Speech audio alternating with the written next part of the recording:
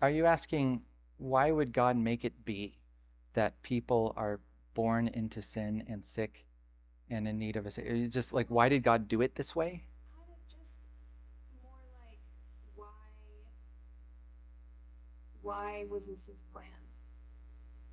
Or why in the most basic form, like why did he allow Satan to tempt Adam and Eve in the garden? Sure.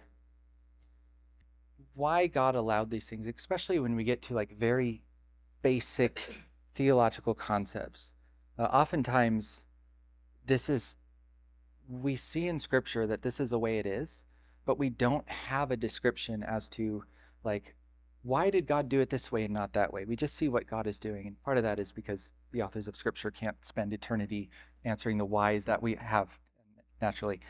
But in matters of some of the things you're discussing, there's a telos, an ultimate of what all of humanity is aimed at.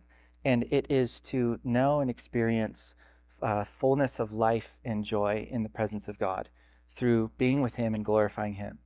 So God, who's the ultimate, the absolute, perfect of all beings, by definition, like the best thing that could possibly be done then is worship aimed at Him. And so this is, as humans, we understand this to be the ultimate, to know and experience life in the presence of God.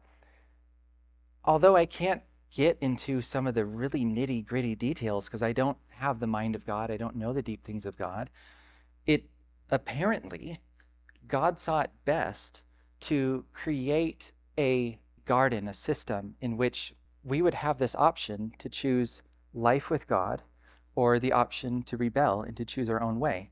This is why we have two trees in the garden, the tree of the knowledge of good and evil and the tree of life, right? So why is this the case? I don't really know. But evidently, in order to experience life in fullness of God, there needs to be some sort of moment in our life where we said, yes, I chose life, and I'm grateful for that. And this is why we look forward to the New Jerusalem when Christ returns. Heaven is brought down as a bride prepared beautifully for her husband. And one of the things we learn about Revelation 21 or 22, it says that the tree of life is there, but not the tree of knowledge of good and evil. So the same tree, and although we won't have the same kind of experience where we're constantly making decisions like, will I choose God or will I not? We will be able to look back and be like, I chose life. And so I think that there's something beautiful about the fact that we are on this journey, which God set up. And when we arrive and we see Christ face to face and be like Him, our memory and all the things that we've done and that leading up to that moment are going to help fulfill what this is all about, to know and experience life with God.